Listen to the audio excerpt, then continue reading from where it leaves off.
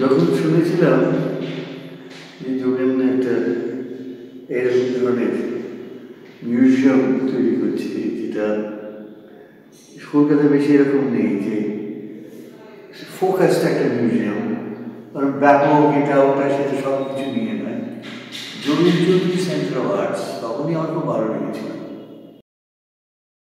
এবং একটু উদ্বোধনের দিন আমি এসেছিলাম, আমি উদ্বোধন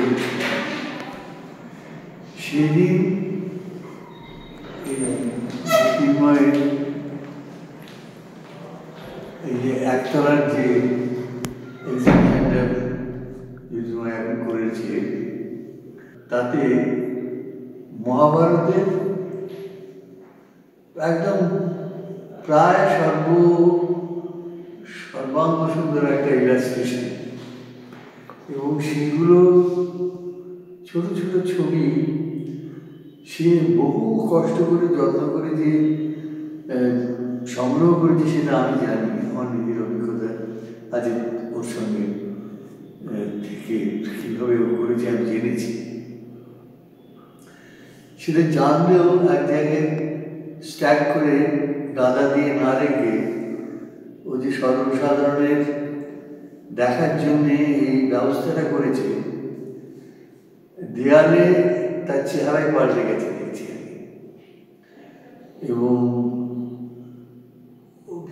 একটু যদি মন দিয়ে দেখা যায় তাহলে দেখা যায় যে এই ছবির ভিতরে হয়তো প্রাচীনত্ব আছে, কিন্তু অশৈল্পিক কিছু নেই। এইটা আমার সবচেয়ে ভালো লেগেছে এই জিনিসগুলো। এইগুলো কিন্তু বলতে পারি যে হ্যাঁ একটু কবেকার কি প্রাচীন, কিন্তু এত শৈল্পিক জিনিসগুলো এত শিল্পসম্মত যে প্রাচীনত্বকে অতিক্রম করে এটা সর্বকালীন হয়ে উঠছে। এই যে ঘটকোচের মায়াসৈন্য, সেই ছবি সত্যি প্রকৃতই পিকাসোর সুরিয়ালিজমের একদম পাশাপাশি দাঁড়াতে পারে, এরকম চমৎকার। সেই সঙ্গে সঙ্গে একটু লক্ষণীয়, সেটা আমার কাছে সামান্য কি বলবো মজারও লেগেছে, সেটা হচ্ছে যে সমস্ত রকম চেহারার মানুষদের ভিতরে একটা স্টাইলাইজেশন আছে মহাভারতের আমলে, কিন্তু সেখানকার নারী যারা, তারা যেন আমাদের আজ বাড়ির পাশে যে বাঙালি মহিলা যেভাবে কাপড় পরে দাঁড়িয়ে থাকেন সেরকম যে তারা যেন আজকে বাঙালি নারীর মতো।